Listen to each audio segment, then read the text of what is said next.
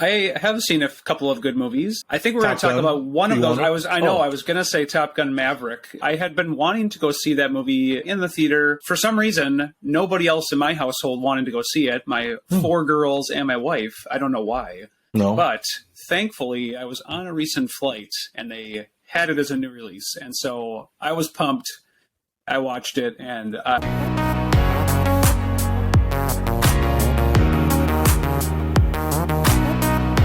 Bjorn, welcome back to another episode of Life Money You, where we talk about life, money, and you might get some ideas to help yourself out. We're just two guys on a journey to financial freedom. And I wanted to ask you before we started here, do you know why actors say break a leg? I don't. Because they already have a cast. Ooh, yep. I just want to make sure that you understand the bar is not going to be raised each week when we try these. I'll just expect to make a inquisitive face every time. Just be on camera where most people only listen to the audio. But I bring that up. Speaking of movies, seen any good ones lately? I have seen a couple of good movies. I think we're going to talk about one of those. I was going to say Top Gun Maverick. I had been wanting to go see that movie in the theater. For some reason, nobody else in my household wanted to go see it. My 4 girls and my wife. I don't know why. No. But thankfully, I was on a recent flight and they had it as a new release. And so I was pumped. I watched it and I loved it. It was fantastic. So just a good old American movie right there. Gotta love it. Red-blooded. I got to tell you, I love that movie too. I've seen it a few times now. I love the original Top Gun. I don't know, were you a fan of the original? I was, yeah. I've seen it a couple of times. It's been a while though, and I didn't get a chance to review it before watching the new one. So I just came in fresh. I've seen it many times. I have not seen it lately. I knew going into this that there'd be some carryover. Anytime you put 35 years between a movie and its sequel, I don't think you can assume that people are going to be checking it out the week before they go. But my wife has seen Top Gun, but probably only once, and probably not even in the last couple decades. But she loved Top Gun Maverick too. It was great. It's easy to say Top Gun Maverick 2, and I meant it as also, not as in number 2, which it is. You're right. But yeah, it was just entertaining. It had a ton of nostalgia. It actually spoke to the original in many ways, lots of reminiscent moments. So I really enjoyed it. It's one of those where I think you could see it again because even though you know how it ends, bad guys always win. Spoiler alert. But even though you know how it ends, it's just a pretty fast-moving movie, and it's got some awesome action jet shots. Oh, yeah, for sure. Literally fast moving because that opening scene was fantastic. Yeah. So I don't want to give it away. I don't want to give it away to people. Oh, I'll tell you what, if you're listening to this episode and you don't want spoiler alerts, then I would turn us off because you are going to get spoilers today because I think for us to dive into our movie discussion, we are going to have to give away some spoilers. And that brings us to another movie that you actually recommended to me, so I actually watched it this week, and it's something you saw on Netflix. Tell me about this movie. Yeah, I'm not sure if everyone who's listening knows this, but over the last year, we've been working with a celebrity personal finance expert, Tiffany Aliche. She's also known as the Budgetnista, and I had heard from her that she was working on some sort of movie or show. It wasn't described in depth by her agent. It was just said sort of offhand. And so I knew that she was doing something. And I was on Netflix a few weeks ago and stumbled upon what she was working on, Get Smart with Money. And I just saw her face on there. I can't remember if she's on the image or her name's on there. And so I was like, oh my gosh, I think this is the movie. So as a personal finance practitioner, I had to check it out. And I loved it. And so when I love things, like to pass them on to the team. So I think you had a chance to check it out, you said, and I'm looking forward to diving into that a little bit today. Yeah, and it's nice because you had this connection, more of a direct connection with someone who is serving their knowledge out on this movie. I have a very indirect connection with someone who is receiving the knowledge that I did not know was in this, but Tease Tabor, and as a Detroiter, he was drafted by the Detroit Lions, so I knew the name. And when you said that he was in there, it was funny because he hasn't been on the Lions for at least a few years, I want to say. And so it's kind of cool because you're always curious what happens to people. Not so much that you do any research. Tease didn't really, I think, live up to his billing in Detroit. And it's a common thing. You get drafted, you get signed, whatever, on an NFL team, and it's all about performing at a level that gets you a spot. And if you're not doing that, you get cut. And it happens every year. It happens to great guys. So I don't really follow much of it. But I think for both of us, we've heard a lot about professional sports, especially in the football world, where guys don't have a long career and they run out of money quickly. And this was really interesting because Tease was in this. He's a young guy, has the ability to play football potentially. And I thought that was just really interesting to not only see what he did at the beginning and how much money he made, which was a decent chunk of change, but just kind of where he's at and in a situation that's probably not super atypical of a lot of young football players in his age. We'll talk a little bit more about that. We'll definitely get into it. But can you set up the premise here, explain these pairings and some of the peeps that were in there? And I'll try to fill in some of the names. I will tell you, Bjorn, I will probably stumble on the names, probably less so on the financial professional side, but certainly the people, I've got some pages up here to try to help me through it. But some of the names of the people they're helping didn't really stick with me, although I definitely visualized them and their stories. But can you just explain the premise of the movie here? First of all, I can totally relate to having a very short NFL career. Mine was really short. So that is very common. It's very common. And a little tip, I don't know but I have managed an NFL team, a fantasy team myself. So I have a lot of experience. Oh, of course. I've done pretty much all the scouting and the research on my own. So I think I have that specialized experience. I know a lot of people probably aren't familiar with fantasy football, but it's exactly the same as managing a real live NFL team. Totally. Drafting, scouting, contracts, lineups. It's great. Yeah, for sure. Yeah. I get it. I totally get it. I think what intrigued me most about this was the fact that it was real life stories. And we are probably both mostly in agreement that hearing what's really happening out there and getting to see people's lives in real time and the impact of working with a professional, there's just something powerful about that we can, even if you couldn't relate to getting a signing bonus like Tease Tabor got, you can relate enough to the sort of difficulty of getting an inheritance or getting a chunk of money, and then it just quickly goes back out the door to all these things and you don't know where it went. So basically what they did is they had 4 different financial experts. They had Tiffany Aliche, the budgetista. She is a preschool teacher in the past that has now got her whole own business essentially, but she's an author, she's a speaker. She was paired up with a gal who was deeply in debt, and I don't remember that gal's name, but I would say that was the most powerful of all the stories. Ariana, I believe. Ariana, that's right, yeah.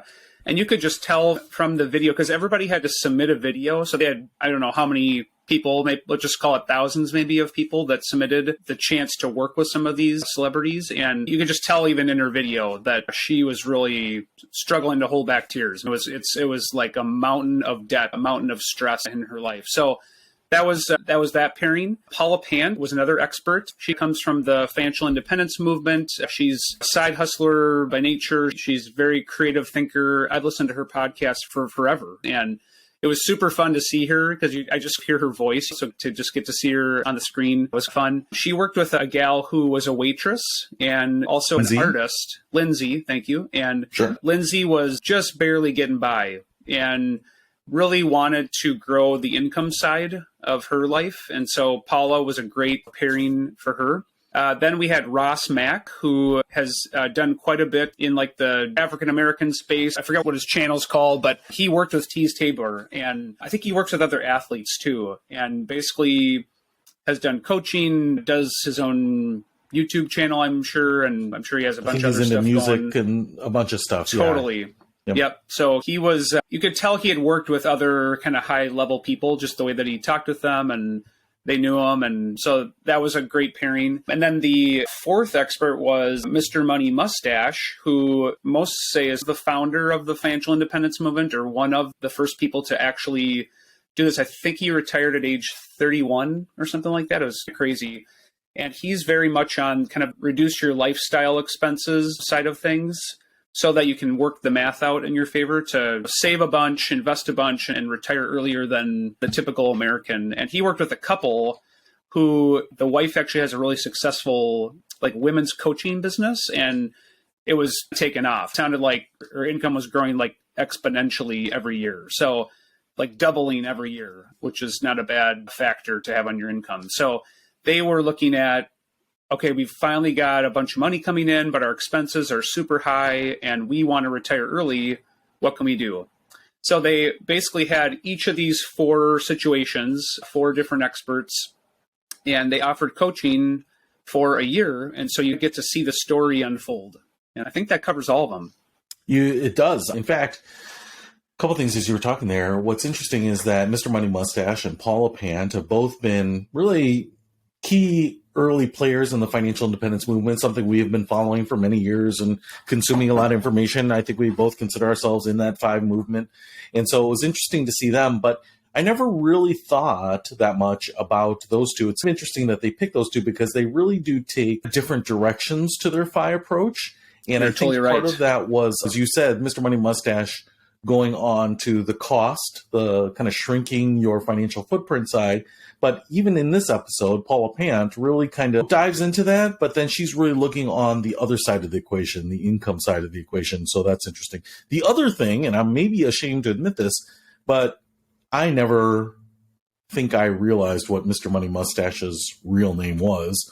He's Neither did Pete I. as well. And so when they had him in a sign up or something at the very beginning, I thought, oh man, interesting. I just didn't know that was his name. In fact, I actually, when they first said who it was, I was like, oh, I don't know who that is. And then, because they said his name first, and then I was like, oh, it's Mr. Money Mustache. Oh, yeah. So it's like his pen name or whatever, his site name that he had.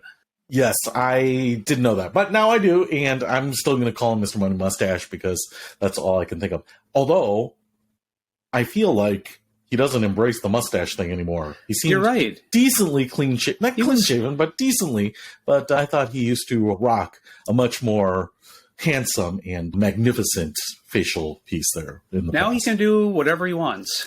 Well, you just can't afford to keep the mustache, the balms, and the waxes. It's expensive. So It's expensive. It's expensive. Come back. He's got to do that. Yeah, this was really interesting. Basically, 4 professionals paired up with 4 people in some trouble, but different troubles. I would love to talk a little bit in depth about some of these because obviously you said with her coaching business, she was $300,000. So on one hand, we have people with a lot of income with some issues. And on the other hand, we have people like Ariana, and I put Tiffany in that category too, where Ariana had tens of thousands of dollars in credit card debt.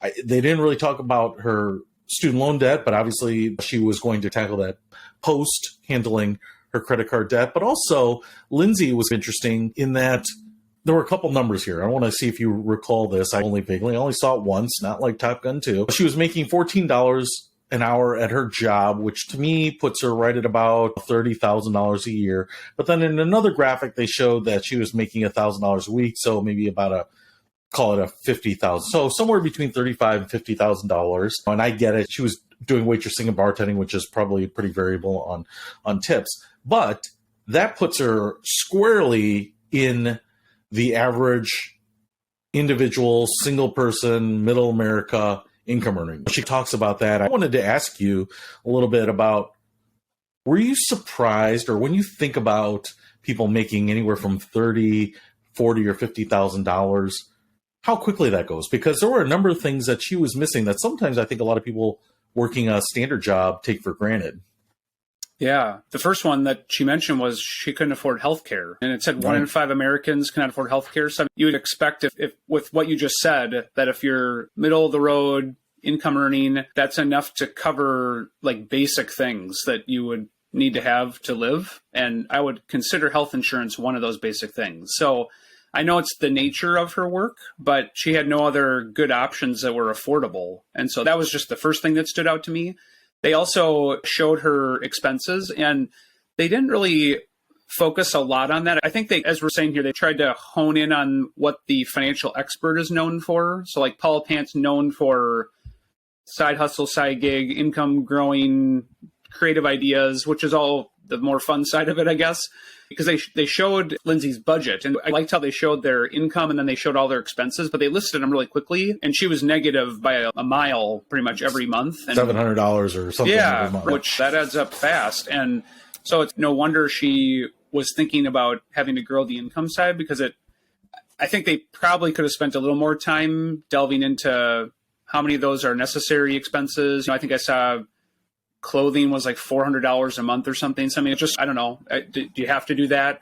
But I was surprised though, because I would have thought cut out clothing out of my budget, but then everyone at the office gets so touchy about me not wearing clothes. So I've decided to always make that a piece of my budget. No, always life, money, you clothing, right? As you can see, we're a little matchy today, and that might be because this is the only color available in our shirts. But if you want to pick up Life, Money, You merchandise, we can get it to you. Just make sure that you reach out to us at lmybcu.org. I wonder, what do you think about, regardless of how much income she's making, how common do you think it would be for people to be upside down like in the last 30 days or 60 or 90 days? Just in general? Just in general. How does it get easy to end up being over budget or underwater on your income to expense side of things? I think it's totally easy. And we actually were having a discussion recently about that. The fact that it's just, prices have gone up, right? There's just no question. We know inflation's been high for a while. But the one thing that I've struggled with is I'm not looking at prices and then going back to see what they were a few months ago. So I have no idea what the increase has actually been, the real cost. And I think because we're all busy and it's hard to pay attention to our finances all month long and just keep track, it's super easy to go over your income. So she's not alone in that. And if everything costs more, you're just living your life as most of us are and trying to just get even just basic necessities, but they're all 5 to 10% more money. I mean, that, at least even in my household, it's been really tough to stay within the same budget. So I wasn't surprised by that, to be honest. And if you're working hard, she's working, I think, 50 hours a week. And she's like, I don't have much time for doing anything else, essentially. It's just going to go home and get ready for the next day. It's no wonder that the appetite for watching things closely and tracking every dollar and operating in cash, like that just feels like way too much work, and you don't have time or energy for it. So that can add up over the course of a month to be over budget for most of us, or for a lot of people. Well, and I can tell you that in the past few months, our household has been over budget. Not just over budget, but over earned income. And so this is something that I think almost the income side is irrelevant sometimes. Just having a high income, and we can talk about the other couple that was making $300,000, but a lot of people scale their lifestyle and their expenses to their income. And so when there are variations in it, it's not that easy to adjust real time. And sometimes you just can't because of the obligation. You probably will be paying more in rent or a higher mortgage bill if you're higher income, and that doesn't necessarily stop. The other thing that was interesting to me is why they paired Paula Pant with Lindsay. Do you want to get into why you think, and they didn't tell me why they did it, but do you want to explain why you think that they put Lindsay with Paula? Yeah, I've had a couple of thoughts about that. Right off the bat, when they interview Paula or whatever, she does her kind of opening bit, she just said something like, I don't think Lindsay realizes it, but she has so much going for her. And on face value, you wouldn't think that, because when they show her income and her expenses and the stress that she's living, the number of hours she's working, and it just looks like a pretty stressful situation. But I think it was the drive that Lindsay had that was a very important component. And then the creativity, I would say, that she had a skill set. She said, what are some things you like to do? And Lindsay said, I love watching dogs. Like, I've even thought maybe I could walk dogs or dog sit or whatever. And then she's like, I also really love art. I love making costumes and make paintings. And that just got Paula's wheels going. She was just thinking, how can we bring these skills together? She gave her some ideas, some creative ideas on what she could do to earn some extra income. But she also said the most important thing is that you have the drive. Like, you're willing to go above and beyond. You're going to put in some extra hours to do that, maybe even beyond your 2-day job. So the hustle, I think, is what you said. The hustle. You have to have the hustle. And not everybody has that. Not everybody has that skill set. So to me, those two factors, I guess, were maybe a little bit of what she alluded to when she said she's got a lot going for her. But yeah, how about you? What'd you think? Yeah, I think the side hustle thing was probably the obvious one. There were a number of things. It would have been interesting to sit down and watch with you, although I feel like we would have taken 11 hours to watch a 90-minute movie because we would have just been pausing and talking in between, so maybe it's good that we're watching it independently. But it's interesting because I think some people, if you gave them a 50-hour work week, which doesn't necessarily seem like impossible to do, is a lot more than some people are putting in at work. I've worked with a lot of people who are working a 40-hour job, pretty strictly 40 hours, and already time is valuable and scarce. But she's already doing 50 hours. And one of the points where that became very apparent to me is when she suggested maybe taking up a dog sitting or dog walking service. And the reality is, because she's working 50 hours, you can't just do a Monday through Friday. And because being a bartender and a waitress is mostly biased to the weekends, and most people wanted their dog sitting services on the weekends, she actually couldn't do it. I didn't see that actually being realized in her financial picture. And so that's something to think about. I'm certainly, as we talked many times, I'm big into side hustles. But in many cases, they're much better for someone who works a standard 9 to 5, 40-hour week job, because then you have that predictability to say, hey, I'm going to work on the evenings, I'm going to work on the weekends. But because of her hustle, she probably would have been better off finding a side hustle that was from 9 a.m. to 11 a.m., something that would fit in that, because I would think like the lunch to dinner rush and the weekends is probably her big time. So that was a swing and a miss. It was an interesting process for her to explore that, for sure. And there's definitely seemed to be some opportunity, but it looked like she pivoted maybe towards more of her art and doing some parties. She was, I think, at the end kind of facilitating like art parties for people, which certainly seems like the right way to go. So I did love the idea. And I think you've talked about this too, where it's not that people are opposed to doing something, but until they know it or know how to do it right for the first time. And so she just didn't have that mindset. Can you explain that, the whole kind of breaking through the first time for anyone? That's what I was going to say. I think that what Paula did for her in that moment, I would look at it as a major success, even though she didn't end up doing the first idea, which was the first idea she gave her was, Paula just heard her say, I like dogs and I like art. And she said, why don't you go to a local dog park? If you can draw quick sketches, ask somebody there, hey, could I take 2 minutes and draw a little quick sketch of your dog? And most people aren't going to turn that down. And then just put your name and your phone number below that and say, hey, I also do dog sitting, dog walking. And she was like, oh, I love that idea. And so you saw in that moment that her mind was open into how you could earn income. She had never put those together. And it took Paul, I'm sure it took more than the 5 seconds we saw on TV to think of that. She just put that together for her. And then she went out and tried it. And I think, to me, that is the key step right there. I personally have had a lot of different side gig ideas, and I have never tried them. You have tried a lot of side gig ideas, and that is a big difference, is just taking the step to give it a shot. And if it doesn't work out, you realize, though, that it's not as scary as you thought. And then you start to get more creative. Then you're like, you iterate on that. So then she's like, I can't do that because I'm working on the weekends and that's when people need it. But I could use my art in other places. And so then she pivoted, which I think is also really good. But she was further along the journey than she was before. Before, she was just at all I can do are waitress jobs, or I need to be a full-time designer, artist, whatever. And it's like, those are not easy, quick paths to try. So Paula, I think, helped open the door. And I think that's the power of a financial coach, or any kind of coach, really. If they're really good, they'll help you think differently about some things that will open up a whole new world to you that you maybe never even thought was possible.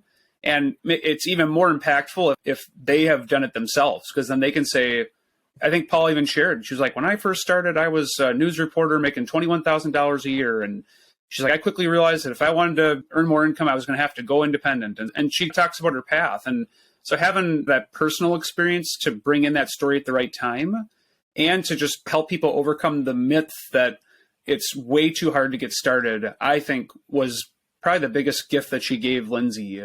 And then you saw just the excitement come to Lindsay, who felt a little defeated in life. She had this grand plan of her life. She wasn't following through on that plan. And now there was an opening to get closer back to the plan. And she was very excited about it. And that was good. So that, combined with her drive, I think was the winning formula. I totally agree. I was really happy to see her seem like she just took on the initiative to explore different options. Once you do that and people see it, maybe it reminds me of a book, Rejection Proof. I don't know if you've ever read that, but it might be something that you and I can read and discuss in a future episode. But some of the things that come out of that book is it's how do I make you rejection proof? And really what scares a lot of us is not the rejection, but it's the fear of being rejected. So what we don't do is we don't go and ask for the raise because we don't want to be told no. We are afraid of being told no, so we don't even go to the point where we can be rejected. Most people don't even cross that first threshold. So they're just preventing the rejection. And I think the thing is, you want to put yourself in a place where you'll be rejected or accepted. And even one of the examples in the book, I think, was the challenge where you are supposed to go out to someone's house and ask them if you can play soccer in their backyard. And if I asked you to do that and you were just knocking on people's houses, some people would probably be like, no, we're hanging out. I've got some friends over. What are you talking about? But I think even in the book, the author finally gets someone that says, sure, go for it. And so I think it's that fear that if you can get over that and find that person who's going to let you do it or say yes or sign you up to do their art classes or whatever it might be, that's really the big thing. And that's just changing the mentality, just changing the way you think as opposed to just always waiting for things to happen. So she had a really interesting story. I think a fairly happy ending. She was making some progress. And I think, as you mentioned, not having health insurance was a big one. And there was some health insurance needs. There were some healthcare needs that she had. And so she finally got on her boyfriend's or fiance's health insurance plan. And so I think that can be very helpful. I would love to go to the other end of the spectrum here. And if we can talk about Tease Tabor, Detroit Lion, I really respect him for that. Worked hard and it seems to still grind hard. But can you explain why an NFL star would be on a show about people having money problems? Yeah, I didn't even really need to watch that part because I could just totally relate. I was like, oh yeah, star athlete, got drafted, got the big payday. No, not even close. We've all been there. Not even close to that. He was a star college football player, I think a cornerback, right? And I think he said his second or third year of college, everyone was talking about me. And he said, I knew at that point that I needed to go into the NFL. I'm sure that it's an easy decision to make when you start talking about the possibilities. He went into the draft. He got drafted, I think, 53rd overall by the Lions. So pretty high up. And he said my first check was $1.6 million. And then he starts talking about the realities of that kind of money. And he's from somebody that came from nothing to all of a sudden I'm instantly rich. But I had no training on money or anything. So I had to pay my agent, and then I had 40% going to taxes, and then I bought my mom a house, and then I bought a house, and then I went on all these vacations, and I bought a couple of like gold chains or something. And then I realized that's going to go fast if I don't slow down. And so I think when we see him on the show, he's down to 280,000. And what he shares over the course of the first few minutes with him is that it didn't go very well in his first couple of seasons. He gets cut from the Lions. He gets invited to another training camp. And then right before training camp, he breaks his foot or something happens. He gets an injury. And so now he's injured. He's not on a team. He's not signed. And he's married or he has a spouse and a child. And they're just living off of that money. He has no income. He's not trained in anything else. And you almost feel the worse for him in some ways because it's like, oh my gosh, like he has other skills, but this is the skill that has the real potential. And it's not a guarantee. And so he's just talking through the fact that he's never had to manage his money. He thankfully realized that it was going fast and he stopped before it went to zero. But they're just living off of this pot of money and looked like they were living in a fairly nice house too. So they obviously drove a Range Rover. Yeah, exactly. They were still living at a pretty high standard of living. So he works with Ross Mack and they sit down and can just talk through some of these struggles. And Ross basically just shares with him, like, you need to diversify where that money is sitting. You've got to have it start working for you. And so he tells him about investing in the stock market. He just said, put it in the S&P 500. And I think Tease even says, the S&P what? I mean, he doesn't even know what that is, and gets down to some of the basics of saving for the future. And then what I thought was kind of the funniest part of probably the whole movie was they're sitting together and he's got his E-Trade account open and he's like, okay, I'm just going to start with $1,000. He's like, I've never done this before. I don't want to start with too much. And he's like hesitant to even just press start. And I'm sure others can relate with that. I remember the first time I opened up a Roth IRA with Scottrade way back. And I remember thinking like, oh my gosh, like $500. That's a lot. What if I lose it all? It just feels like you're putting it on the blackjack table, just if you're not sure what can happen with it over the long run. So Ross is there, though, to coach him through. If you just set it and forget it, over time, history has shown it goes up. You're going to lose some, so be ready for that. But if you just leave it there and let it ride, hopefully it's going to rise like it has for the last 100 years. So, and Ross didn't want him to do $1,000, I don't believe, initially. Right, yeah. Yeah, I think he said 10,000 or 5,000 or something a lot more than 1,000. And he negotiated it back down to 1,000. He did. Yeah, exactly. Which I guess the lesson I took out of that, and see if you agree, but it's not about how much. It's just about doing it, just getting started, break through those barriers and get started with it. And a couple of things I was going to say too is I think it's really easy because in a lot of ways, professional athletes are easy to hate because they've made a lot of money. And sometimes you think, wow, geez, if you have financial problems and if you got a signing bonus that was more than most people will earn in their lifetime, that's on you. But when you see how much he cares about his family and how much he does care about his work and how much money they have and, you know, where he comes from and all this, I really did not know Tease Tabor at any personal level. I only saw him as a player on the team and a player on the team who was not performing as well as other players. And that's kind of saying something on the Lions because no one on the Lions really has ever played at a high level in recent years. But it's easy to forget. And I think he was very likable and genuine and honest. And I think it's probably not easy when a lot of people see what you have done and where you've played and earning at least a minimum contract in the NFL to think that you're doing well and to say, hey, we're not doing well. That I think Ross Mack even said this money will be gone in 2 years if you don't do something about it. The other thing I wanted to ask you about was you had mentioned that he had never heard of the S&P 500. Being in this business, sometimes I take that thing for granted. When we provide our financial services and work with people, and we've done some things like this with coaching, I think we can look sometimes at the type of help we're providing, and sometimes that's behavioral change help, but other times it's educational help. Yep. Were you surprised at maybe how much just information some of these people needed, where you would think someone getting paid seven figures would maybe have gotten the information somewhere else? Yeah, I was not surprised just because of all the different people I've worked with. And honestly, most of the time it's gotten down to pretty basic concepts. This is what a budget is. Oh, you've never budgeted. Okay. How about you just pick one spending category and you watch that for a month and we see what happens? Or it's as basic as this is what the S&P 500 is. This is what a mutual fund is. So I think a lot of people know this. There's a real lack of financial literacy in our country. It's not something, unless you grew up in a household where this was just part of life, you probably didn't learn it. You're not probably going to be, as a kid, youth, college student, looking for this information. And unless you have a natural bent that way, which is very few people, and it's not a requirement in the classroom. Some states it is now, and I think that's growing. So I think that's actually good because I think that will help improve the baseline knowledge. I think the key is that eventually it has to come with practice. You have to be able to practice what you're learning. And that's the difficulty, is that if there's no baseline, then you're going to have a tough time at any point. But even if there is a baseline, there has to be some way to put it into action. And that pretty much happens like maybe into college and maybe just beyond college. So I think those building blocks need to be there. And because they haven't been, many people are just looking for some kind of basic information. And so as a good coach, a good counselor, like, you need to be able to kind of slot into those different roles and give people what they need and be able to recognize when Tease Tabor needs to just understand what is the S&P 500, what am I actually putting my money in? And I actually got to give him credit for asking that question, because some people might not even ask that. They might just be like, sure, sounds good to me. I don't even care. I don't even need to know that. I'll just trust you.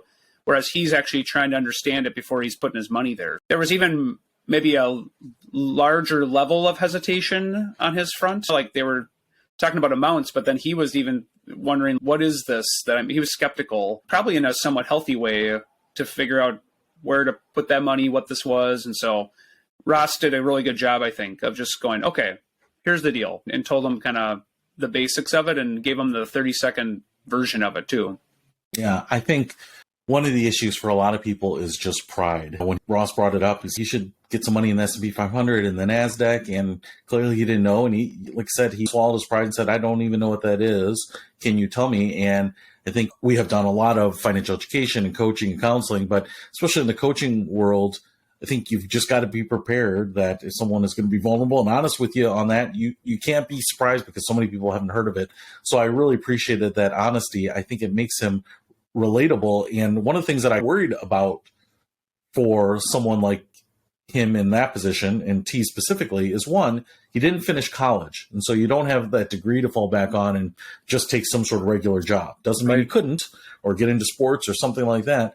But I guess my assumption for a lot of NFL players is that they graduate college, right? They are drafted post-college, and so they have that degree in some way. So it wasn't like he could just go back and get a teaching certificate or coach football. And the other thing that I was thinking is for a lot of these people, because their income is so low, there's no loss of pride to take a fairly entry-level job, waiting tables, filling beer bottles, whatever it might be. And as we get to Ariana, that is on the table too. But for someone like Tease, who might have been in the NFL, going and working as an Uber driver or at your local entertainment establishment or as a football coach for high school, I don't know if that's on the table because of that pride, because of where you came from. And so sometimes some of the options that I would look at as plan Bs or backup options with clients that I'm working with, I don't know if they're really on the table with someone who's had a successful career just because of that pride situation.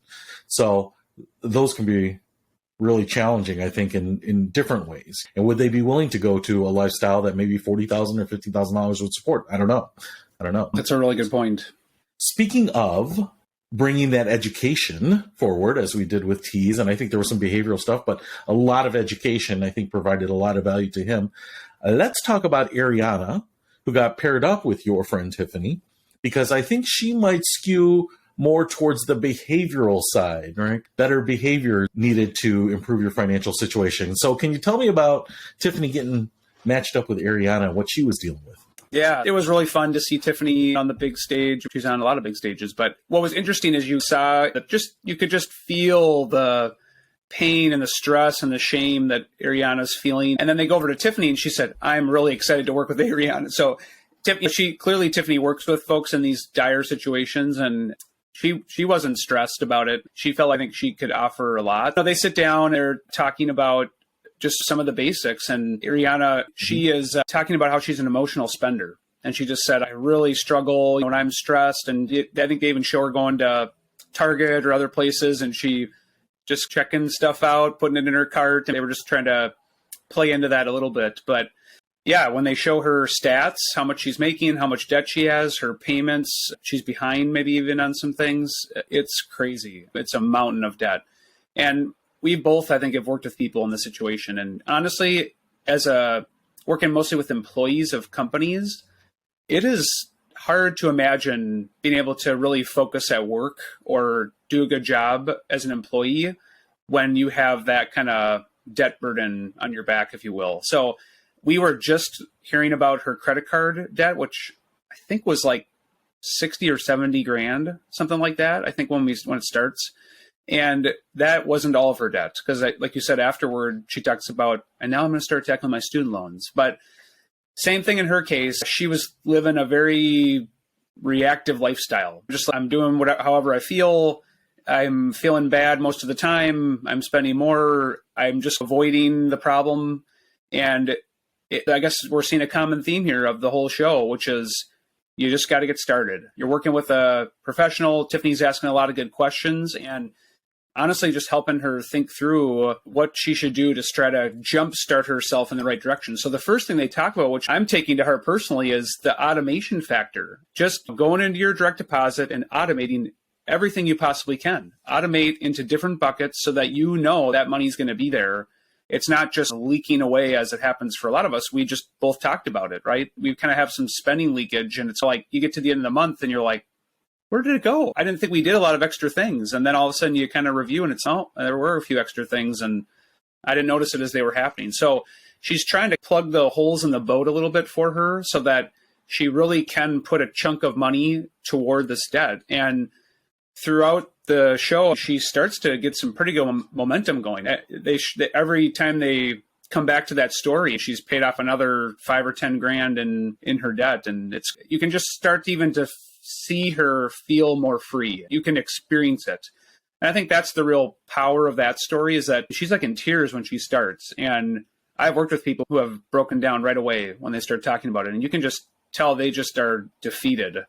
And so to be able to bring hope like that, I think that's probably why Tiffany was so excited, because she knows that she's done it before so many times that it doesn't take a whole lot when you know you have someone in your corner that knows what they're talking about to help you work ahead. And then even a small step in her life, I think, led to a monumental step in kind of her mental, emotional health. And you could just feel it. And so those are the most powerful stories to me, when you see people really feeling different, like a brand new person. And I think we saw that come through. Yeah, and one thing I think I remember her saying, I might not get the quote, but it's at the very beginning where she says, I just don't want to be scared of money. Thinking out at some point in the future where she doesn't want to be scared. And that kind of resonated with me, because is she afraid of money? She's not afraid of money. She's afraid of what she does with money, right? So there's this tendency, especially when people are having behaviors that they know they need to rein in, it's very hard sometimes to say and admit that the problem here is being caused by myself. And it's easy to blame money or time or access or whatever it might be. And in her situation, I don't even recall if they went over the income and expenses. It was just, they showed her buying on Amazon and just having the time to go and shop and do these things. And she just wanted certain things, and her car breaking down, right? Or the risk of it breaking down. And it does break down. That was a really big, that's one of those kind of real moments where you're like, and she basically says, I don't know what I'm going to do if my car breaks down. I won't be able to get to work. I can't afford another car. It sounded like a very stressful part of her life. Yeah. And not a made up or paranoia type of fear. I think she said there's a couple 100,000 miles on it, right? So the car is going to need some work. If I were a financial coach in that situation, I'd be like, you're going to need to put some money aside for that. And it does. And it's actually a fairly big repair. And so I loved the fact that there was this real world piece of it. And I thought it was very normal to see people seeing money as the problem or the contributor to the problem, and get to the point where they understand that it's the behavior that needs to be addressed. And for whatever reason, a lot of people have spending issues, and they stem from all sorts of things. I'll tell you what, Bjorn, I don't know about you, but for me, these are the toughest coaching scenarios that I come across, because I like right and wrong answers. I like numbers. I'm a numbers guy. I like digging into them and figuring out what's wrong and just correcting it. But the reality is, us as behavioral animals, it's not always easy to know what our backgrounds are, our history, our experiences, all these motivations. And sometimes you are just scratching the surface. And even sometimes when I think I've made a breakthrough with someone, you have to keep peeling back these layers of the onion, and you never know if you'll get all the way there. But I think the big thing for her was that she was equating this issue of self-worth. I think she talked about, she came out of school, had a job, she was seen as successful among her friends, and almost had this image that she had to maintain. And it just started getting away from her over the long run as she got older and maybe less successful, and all these things that you're trying to compensate for. And you're doing that with spending, right? So I think a lot of times overspending is a sign of insecurity at some level. But what is that insecurity? How do we get to it? How do we give people back self-confidence? And so I hand it to Tiffany, because that one would have been the one I would have dreaded in some ways, because it's just so hard. And I will say this, they worked with people over a year, and she was not credit card debt-free by the end. So it was not like she did this overnight, that they just unlocked the secret. This is a long, hard thing. And for a lot of people, I think they'll be dealing with their whole lives. But that brings me to my next question here. As someone who has done a lot of coaching, educating, and counseling, did you feel that a financial coach could be helpful to a lot of people? Would you have done things differently if you were put in that situation and worked with those people? Do you feel like you were equipped? We also, as a part of our program, have a lot of financial coaches and counselors and goal consultants available to talk to people. How important is it for people to have someone in their corner working with them on financial issues?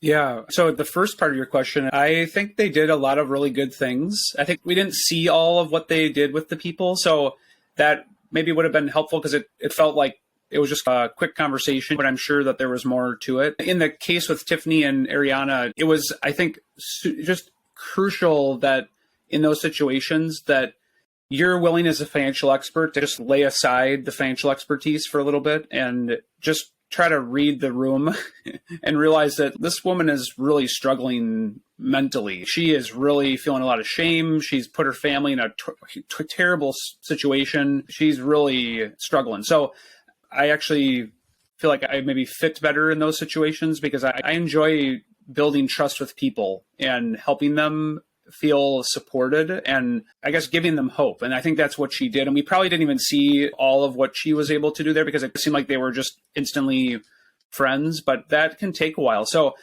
I think that's where the power of a coach or counselor can come in, is just having someone that believes in you. I remember talking with some people in the past that said, you're the first person that I've told this to. You're the only person I can talk to about this.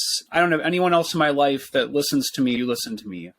And it can feel a little staged because if you're like paying for a coach or whatever, but I think there's just something about that we are wired to want to have some form of a human connection. And so I think the power of a coach or counselor is that a lot of this has to come out in a conversation. You can't just spit out a few things and then I just give you the correct answer and then you go and do it. Like you said, we're behavioral creatures. So you're going to try some things out. Some things are going to go well. You're going to fail.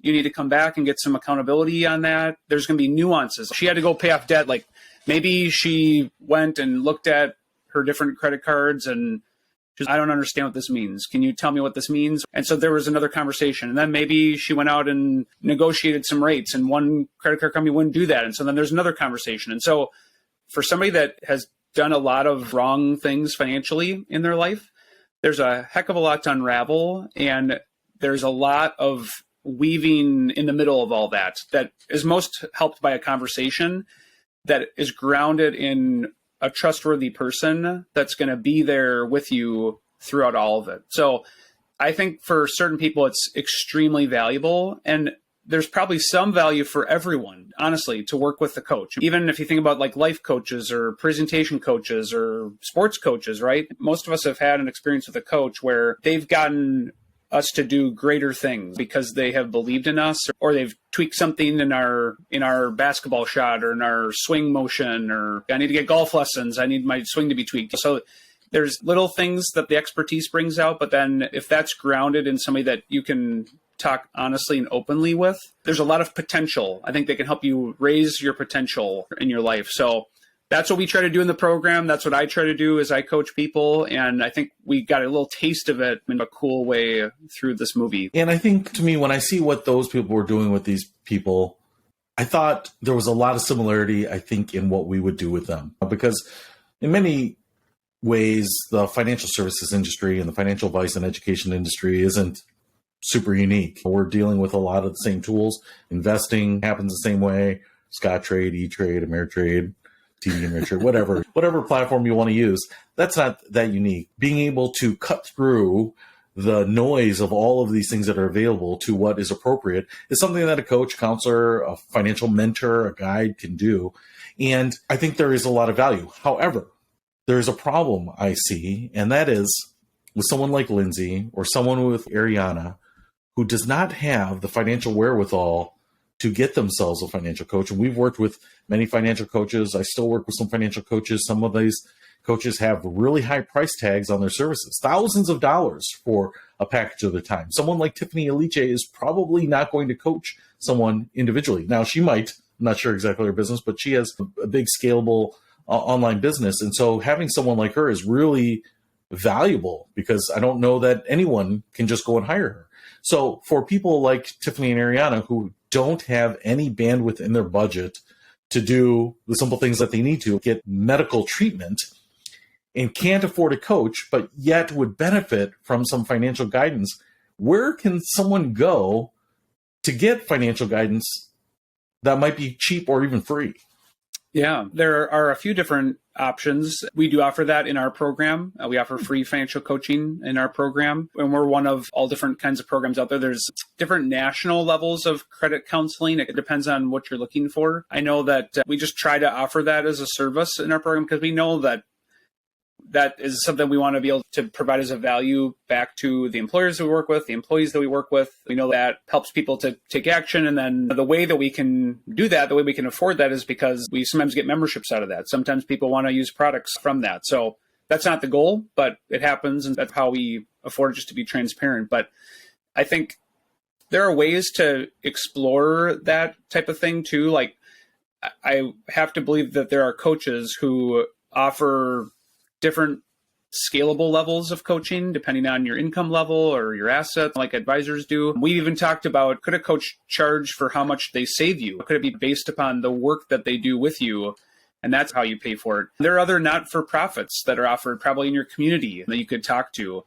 And honestly, in some ways, you could try to find a trusted family member or friend that maybe isn't a professional or certified coach or counselor, but is somebody that you look up to that's handled their money well, and they could get you started at least, right? And then they might be able to point you to somebody else when it goes out of their realm of knowledge or expertise. But it's just important to talk about it. That's the thing that I think our nation needs to overcome a little bit, is the stigma of finances and the fact that we don't talk about it and everyone should have it all together. Both of those are wrong and not true. And we see that all the time as we work with people, as we've helped people. And that gets back to that kind of that shame or just that thought that like, I should, as an adult, I should know more about this. And hopefully we can start working more and more against that, because that doesn't really help anybody. And so I like the fact that coaching kind of slots in on a more personal level, maybe than even some of the other more well-known professions out there in the financial world, because a coach can hopefully talk to you just like a person, and they're going to explore things that get you set up for success. And then maybe someday, if you're thinking retirement planning or wealth planning or whatever, estate planning, you work with a different kind of professional for those services. I totally agree. And when I was growing up, there was a saying that you don't talk about money, religion, and politics. And of course, all of that has totally flipped in recent years. But a lot of people don't talk about money. And to your point, whether or not someone has an official title of a financial coach or counselor or advisor or any of these things, if you are struggling with a problem and you know someone who has gone where you want to go or dealt with what you are dealing, I think it can be very valuable to just reach out to them, because we don't talk about money. And so sometimes people who have had good financial success don't really talk about it. They don't want to rub it in your face. For me and you being in this business, I think there are probably many times when we're out with people and they're talking about some problem and there's a desire for us to weigh in. Here's an option. And we don't, because until we're asked or hired or solicited, you don't want to just weigh in because it can seem a little bit like offering advice where it hasn't been sought yet. I think the mistake I see is that sometimes people seek advice from people who are dealing with the same thing that they're dealing with. And many times that is not giving you the solution. It is giving you company in the midst of misery. And so it can be hard, even if you don't know that person. Maybe someone at your church or someone in your community or someone in your neighborhood or someone at your job or whatever it might be that has gone where you are trying to go, to just ask them and sit down with them, bounce some questions off them. And I think in many cases, people are happy to help. I think the human nature of it is that we want to help our fellow man. And I think a lot of times people will sit down and give you more than you want, or more advice, or introduce you to the people who have helped, whatever it might be. So I think there are lots of people, hopefully much closer to you, that don't necessarily have the title, don't necessarily think about people who are just doing this as professionals. But as you said, we have some gold consultants that are available. And what I love about those folks that can just jump on a quick phone call with people is that sometimes they help people a lot in just a few minutes. I don't know what I need to do to get a car loan. I don't know what I need to do to get this debt out of collections. And just, hey, here's a couple pieces of advice. Here's what you should do next. Here's what you should offer them, whatever it might be. I think sometimes just cutting through the noise and getting some next steps can be really valuable. So we certainly have that as a option. If you need that, They can certainly help you with that, but that advice portion of it is a standalone. It's something that I think has helped a lot of people and will continue to help a lot of people. And I'm really proud that we get to do that in the Life Money U program with the help of BCU to provide that, because I think it's really super unique. Oh, I was going to just add, I think that's the key, though, for a coach, counselor. I think it's, like you said, you don't have to have a certification, but I do think it's helpful to be certified or have walked through a number of different things yourself, because like you said earlier, I think being able to cut through and speed up the process for people so that it's not just helping them discover it at their own pace, I do think can be helpful. You have to read the person, because sometimes that person's not ready for that. And that's where a good coach will be able to offer different things to different people. But they should have some level of expertise to bring that in when it's called upon, so that they're not leaving the person flailing a little bit too on what next. They're able to actually help them look into the next step. And they don't have to give them all the information. Maybe they want them to learn a little bit themselves too, but they can get them started down the right path versus just asking an open-ended question. What do you think you should do? I think I've found that to be more of what people are looking for. They're not looking to have 5 phone calls before they get any sort of a good next step. They are looking for a quicker step than that. And doesn't mean that you lose the teaching them how to fish either. I think you just help speed up the journey, and then they learn it as they go too, and they'd be more satisfied. So that's why our goal consultants get certified. They go through a process, they take an exam, they work at BCU and other areas. And so they bring all of that together to be able to slot in advice when they need to, and also be a listening ear when they need to. Absolutely. Yeah. There's casual help and there's professional help, and they can both be helpful, but certainly different levels too. I also want to mention here that we did not get into the last couple, and we're doing that purposely so that we don't steal the thunder for the whole movie here. But I wanted to ask you, as you watched this, was there any lesson that you took away from this particular, something that you discovered, something that you really found interesting or intriguing about the movie? A couple of things. One was just that these kind of celebrities, I guess, that I have looked up to because they're doing great things in our space, and I listen to them, or I've read about them, or watched them, or worked with them. They're humans too, and they can actually work really well in one-on-one. I was surprised by that, because I don't know how much those folks all, like you said, like Paula Pant or Tiffany, like how often do they work one-on-one with people? But I was impressed that just the level that they were able to get to and the excitement that they had. And it was actually probably fun for them, because I'm sure they don't get to do a lot of time with just individuals versus like large groups or big scale kind of things. So I was impressed by that. I was also just reminded about the importance of kind of going along the journey with somebody and how much that can change your trajectory. You know, if you just took all this away and we just were watching Lindsay, Ariana, Tease, like, and the couple, if we just were watching their journey and they were trying to figure this out themselves by reading some stuff or watching some webinars, I just don't think they would have gotten as far along as they did.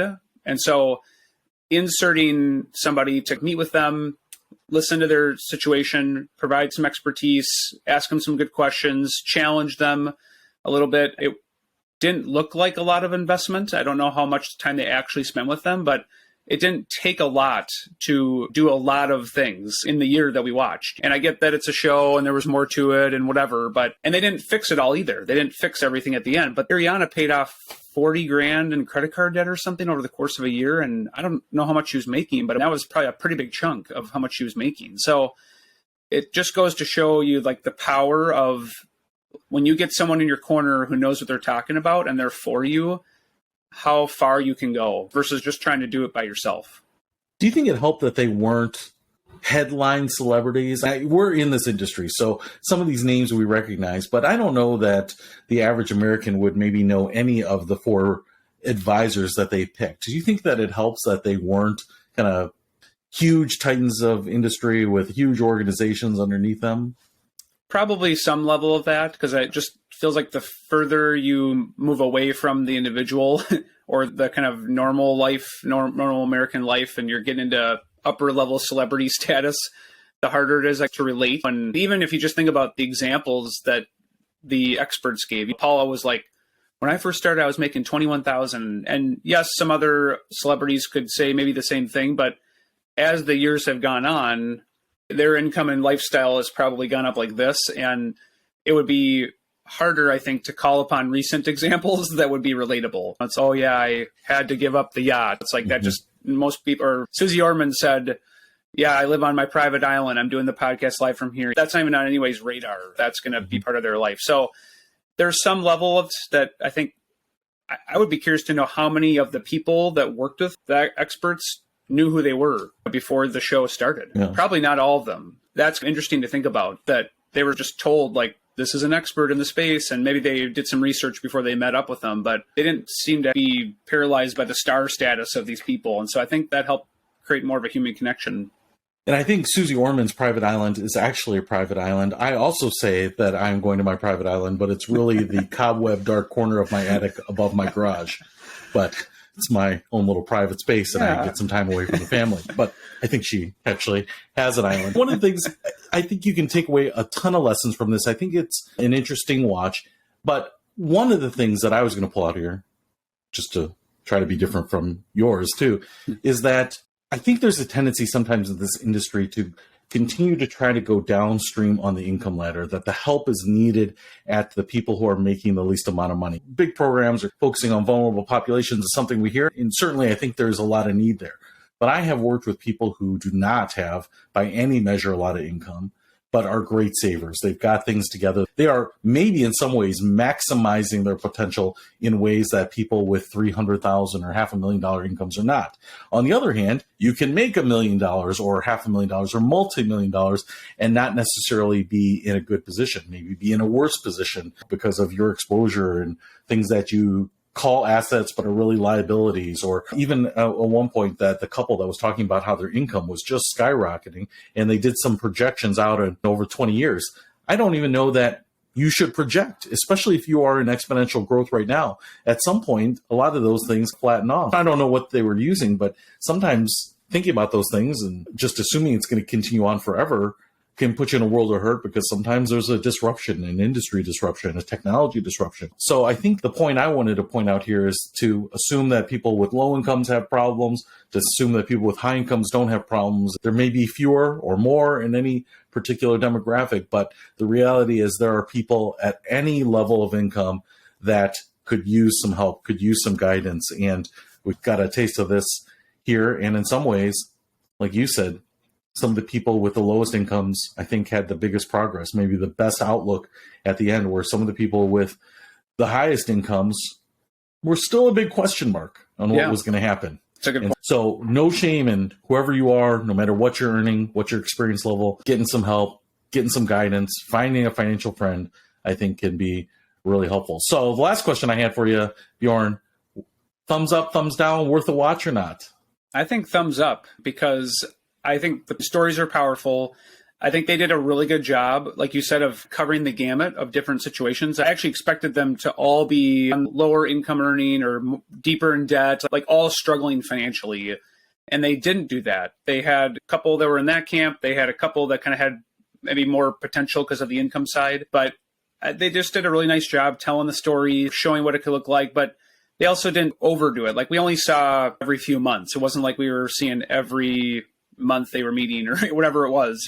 So they condensed it into an hour and a half. And I think for the average person, it's just a great way to showcase what's possible when you work with somebody. And hopefully people get some good financial tips of it. I know I took away, as somebody that's done this for years, right? I took away the power of automation. And just, I know that. I tell people that, but I don't do it in every area of my financial life. And I just was like, you're totally right, Tiffany. Like, doing that is going to help you combat yourself when you just keep spending on different things every day and you lose track of how much is going on there.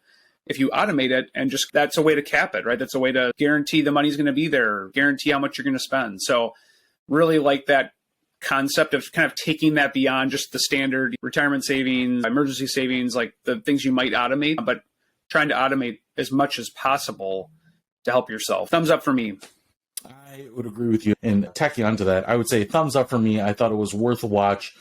I would say it's not super high paced or anything like that. So don't expect this to be Top Gun Maverick. Fantastic movie. That would definitely get a thumbs up as well.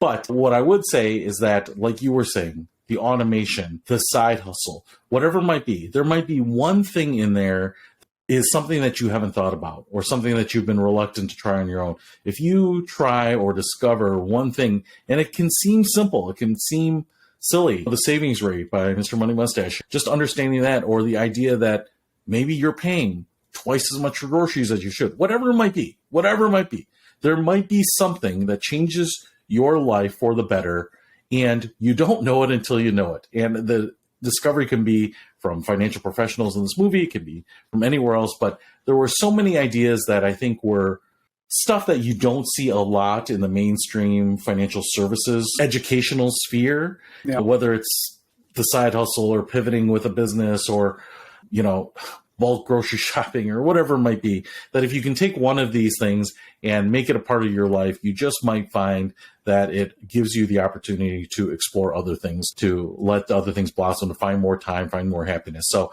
if this is a place for you to discover that one thing, I would certainly recommend it. It's certainly worth a watch. It's not that long. And if you have a Netflix subscription, it is free to you. So another great piece. Get Smart with Money and Top Gun Maverick, I think, are two recommendations this week. Exactly. Many more to come. Exactly. I like it. But that's basically our money episode for this month here. And I will thank you for joining us on another episode of Life, Money, You. So enjoy the movies, and we'll see you next time. Sounds great. Thanks. See you later.